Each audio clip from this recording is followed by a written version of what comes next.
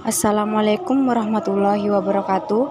Perkenalkan, nama saya Andi Rizka Wiwin dengan NPM 20 11 1001 3443 062 dengan rekan saya Rizky Ade Setiawan dengan NPM 20 11 1001 3443 082. Kami akan mempresentasikan tentang sistem informasi SDM, pengertian, fungsi, dan berbagai manfaatnya untuk perusahaan.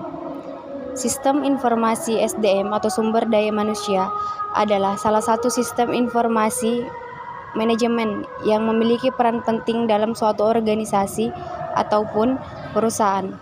SDM adalah salah satu aset yang sangat berharga untuk suatu perusahaan.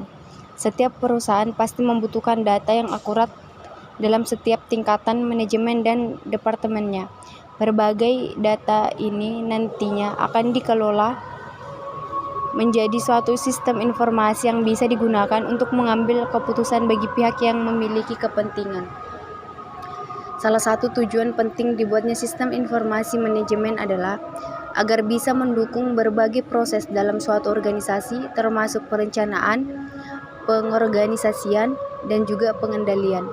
Sistem informasi manajemen harus mampu memberikan informasi terkait kondisi sebenarnya dalam suatu organisasi. Dengan perkembangan teknologi yang ada, tentunya akan ada banyak sekali manfaat yang bisa dirasakan oleh para pebisnis bila menggunakan teknologi sistem informasi SDM. Manfaat tersebut bisa dirasakan oleh para karyawan dan juga perusahaan. Meningkatkan efisiensi. Diterapkan teknologi dalam satu sistem tentunya mampu meningkatkan sistem efisiensi perusahaan, baik itu dari sisi performa hingga waktu. Prosesnya akan lebih cepat dan juga mudah, seperti proses pengajuan cuti ataupun jadwal keluar untuk tim sales. Semuanya bisa dilakukan oleh aplikasi. Seluruh hal tersebut sudah dibuat secara otomatis sehingga akan memudahkan tim HR perusahaan. 2. Manajemen data. Manfaat selanjutnya dari sistem informasi SDM adalah manajemen data yang lebih baik. Dengan menggunakan sistem informasi SDM, maka tim HR sudah tidak perlu lagi menyimpan ribuan data berkas secara manual dan pusing-pusing dalam mencarinya. Seluruh data tersebut tersimpan di suatu tempat sehingga akan lebih mudah untuk dilacak dan diperbarui. Yang ketiga, meningkatkan produktivitas. Manfaat yang satu ini berhubungan erat dengan efisiensi yang ada. Pada poin pertama, bila perusahaan sudah berhasil memangkas waktu dalam seluruh urusan yang sifatnya manual, maka karyawan pun bisa melakukan pekerjaan lainnya atau bisa lebih fokus dalam menerapkan strategi demi mencapai tujuan perusahaan. Fungsi sistem informasi SDM. Yang pertama, perekrutan dan penerimaan SDM. Dengan adanya sistem ini, maka tim HR akan terbantu dalam mengorganisasikan perolehan data pada proses perekrutan karyawan baru.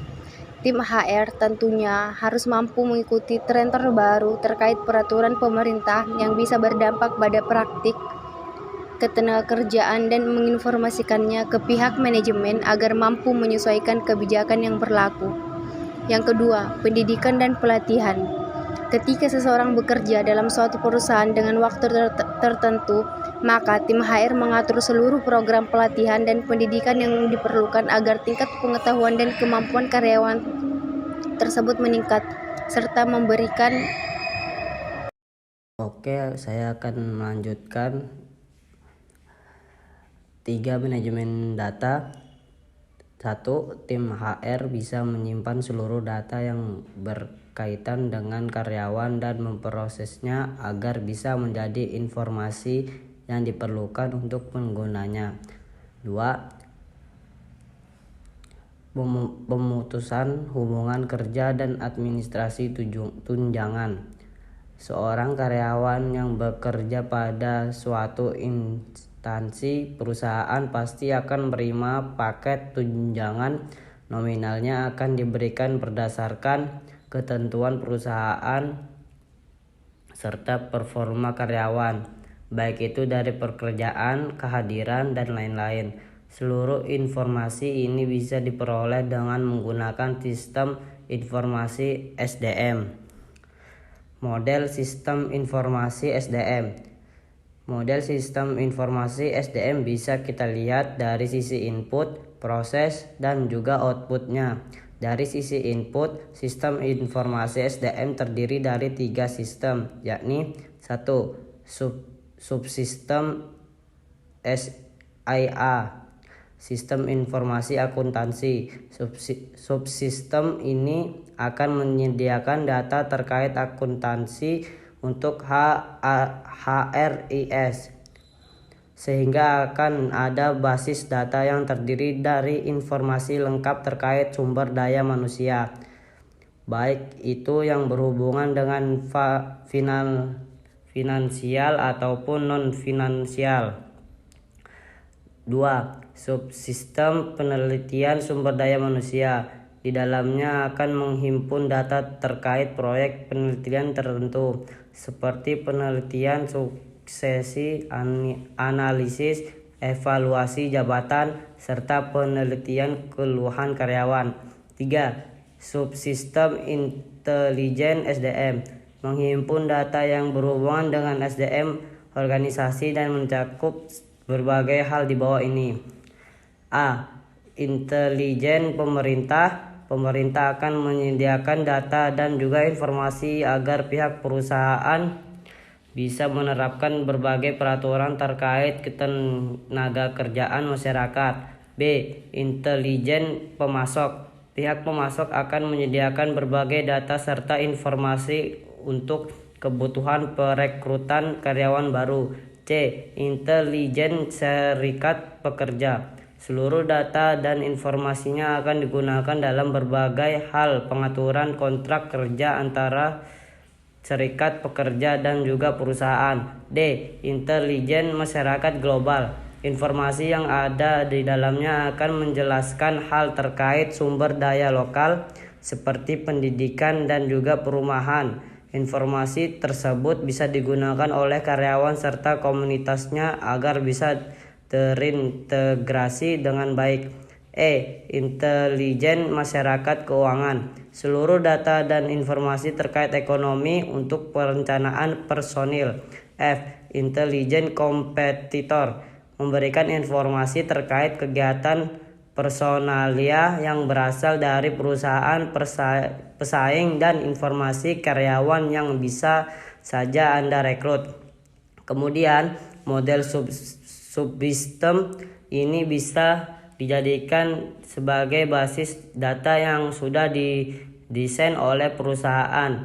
Basis data ini tidak hanya berisi tentang data karyawan saja, namun juga individu dan organisasi yang akan berdampak pada arus personil lingkungan perusahaan tersebut.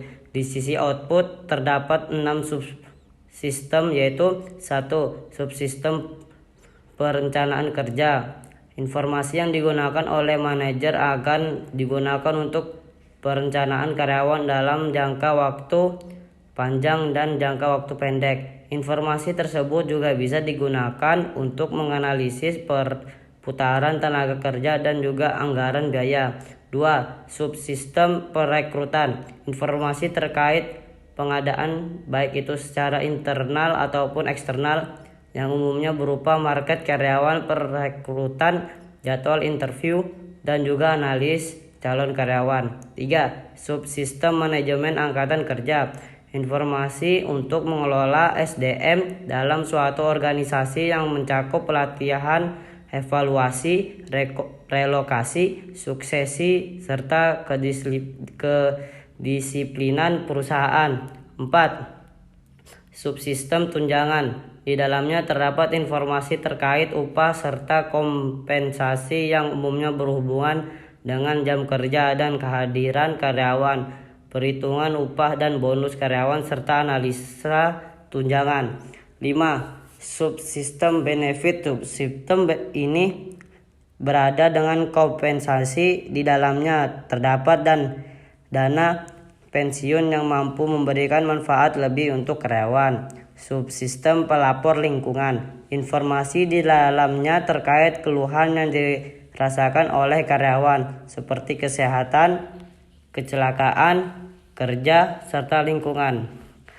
Terima kasih, mungkin ini aja yang bisa saya sampaikan.